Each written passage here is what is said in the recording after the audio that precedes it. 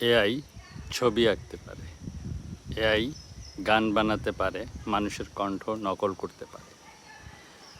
কিন্তু বলুন তো, বর্ষার প্রথম বৃষ্টিতে ভেজা মাটির গন্ধ,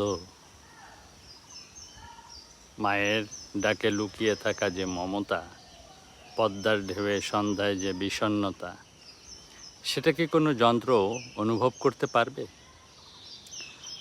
যন্ত্রের আছে তথ্য, মানুষের আছে আত্মা। এ কারণেই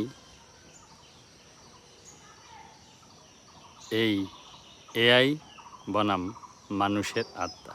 ভিডিওটি ভালো লাগলে সাবস্ক্রাইব করে পাশে থাকুন।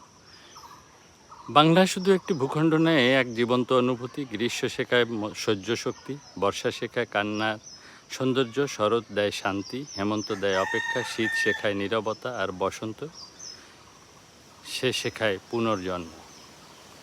এআই কোটি কোটি ডাটা বিশ্লেষণ করতে পারে, কিন্তু কাশফুলের পাশে দাঁড়িয়ে কারো চলে যাওয়ার শূন্যতা অনুভব করতে পারে না। একটি যন্ত্র হয়তো কবিতা লিখবে, কিন্তু নদীর ঘাটে বসে ভাঙা হৃদয়ের নীরবতা বুঝবে না।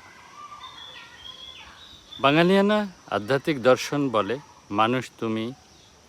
মানুষ শুধু আমি নয়, মানুষ তুমিকে অনুভব করে আর শেষে খুঁজে পায় সে কে।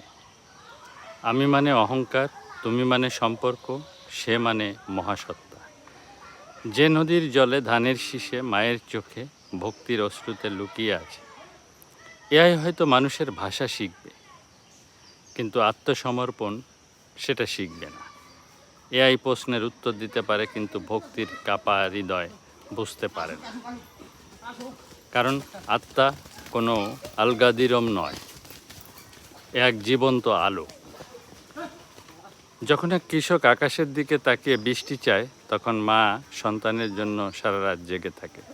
যখন ভক্ত নিঃশব্দে মালিককে ডাকে, সেখানে প্রযুক্তি থেমে যায়। কারণ মানুষ শুধু চিন্তা করে না, মানুষ অনুভব করে। যন্ত্র তৈরি হয় বিদ্যুতে, মানুষ তৈরি হয় ভালোবাসায়।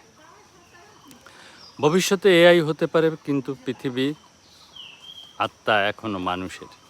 যতদিন বাংলার মাটি ভিজবে বৃষ্টিতে, যতদিন মা সন্তানের কপালে চুমু দেবে, যতদিন মানুষ আমি থেকে তুমি হয়ে সে এর পথে হাঁটবে, ততদিন আত্মা প্রযুক্তির চেয়ে বড় থাকবে। কারণ যন্ত্র পৃথিবীকে চিনতে পারে, কিন্তু মানুষ পৃথিবীকে অনুভব করতে পারে। তো ধন্যবাদ, ভালো থাকবেন, সাবস্ক্রাইব করে পাশে থাকারও অনুরোধ রইল।